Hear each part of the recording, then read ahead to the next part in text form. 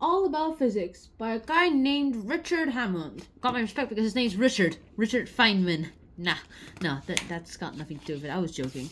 First thing we're going to talk about in the beginning. Now, physics. We've been using it for a while. Humans have used it, well, since humans existed. It came handy for people to be just push mammals off cliffs, make fires, scare mammals with fire, use lightning to create fire, and push more mammals off cliffs. However, the thing that we humans have a bad time doing is understanding physics.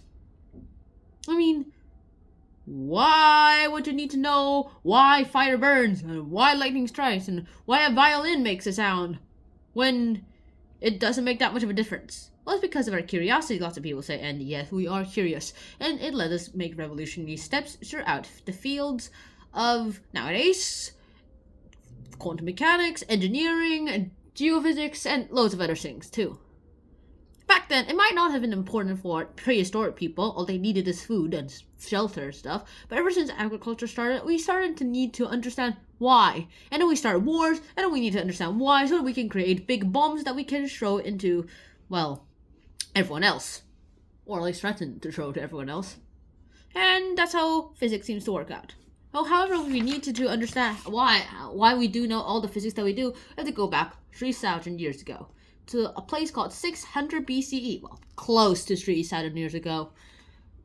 It's Greece, and it's basically a haven. And they're all like, nice, we're great, we're the best. Now you guys over there, you must listen to us right now.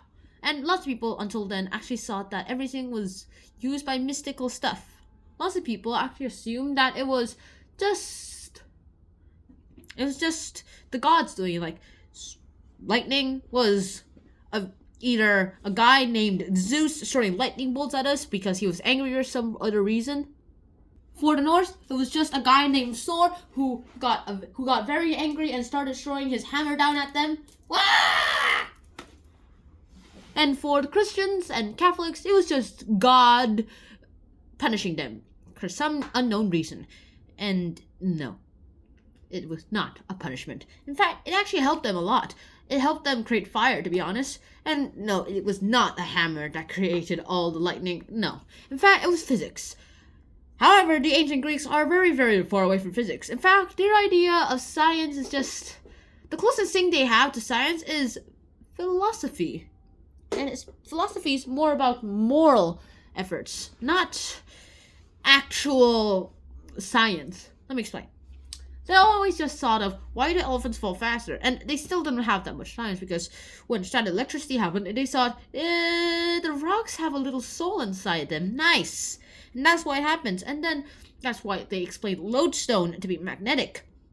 And then when they've made up the idea of atoms, which was correct, they decided that there are 4 types of atoms. Incorrect. That bonded together to create the world. Sure, the bonded together part was correct, but the four elements part incorrect. And for some reason, they gave these atoms shapes.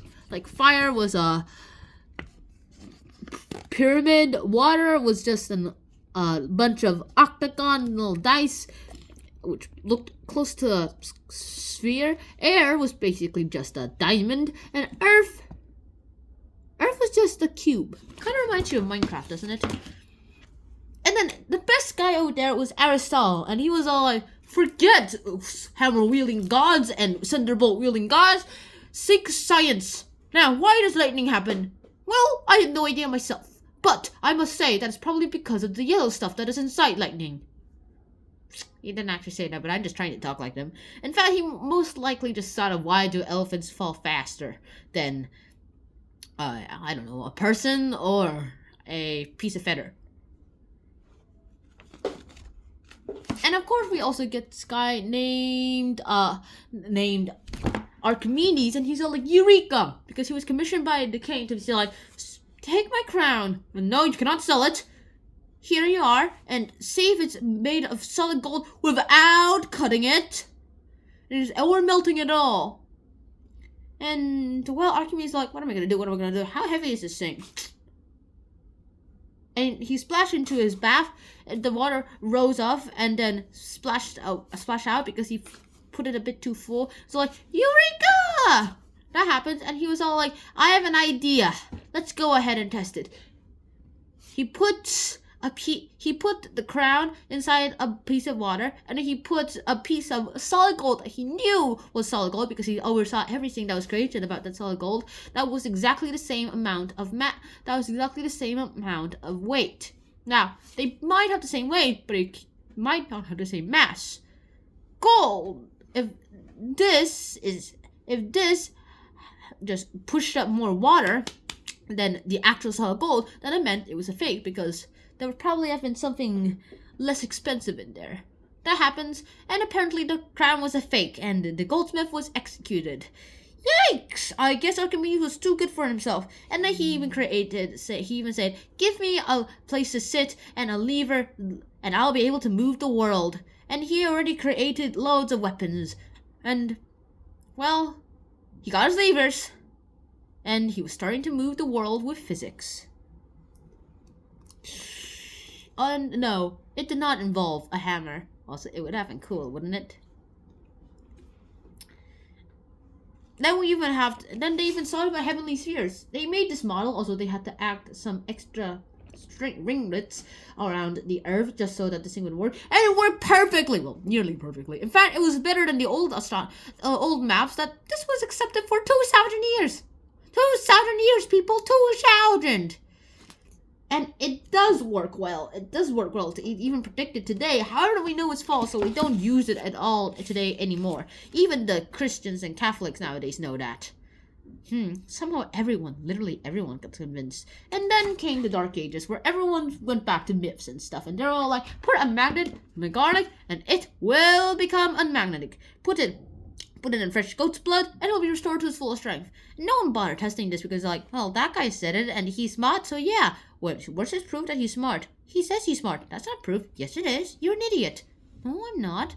Yes, you are. I said you're an idiot, so you must be an idiot. That's terrible proof, by the way. Don't actually do that argument at all.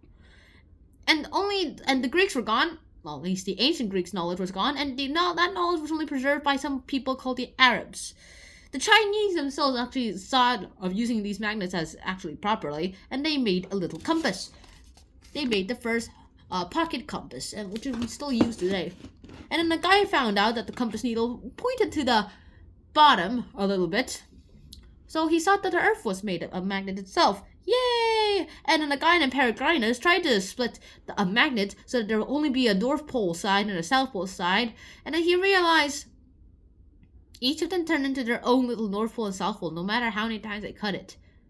Atoms apparently have a North Pole and a South Pole. That is weird. And then we have Copernicus saying, this might be more correct, would you think?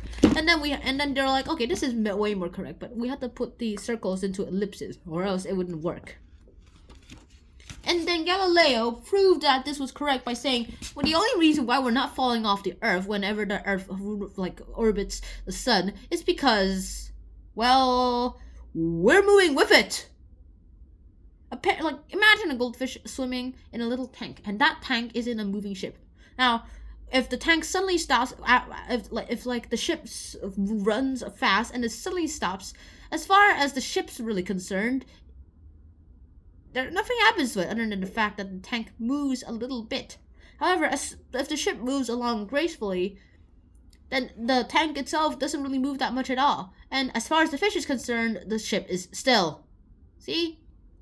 And that's the same thing for Earth. It's also that we can't feel any wind about it because the wind is created on Earth, which is moving with the Earth. Big brain, people, big brain. And then we have a guy named Newton who is a big bad boy, and he creates his 3 laws of motion. That's it. And next time we're gonna talk about something related to Superman forces. See you guys soon, and until next time, Schnau, peace.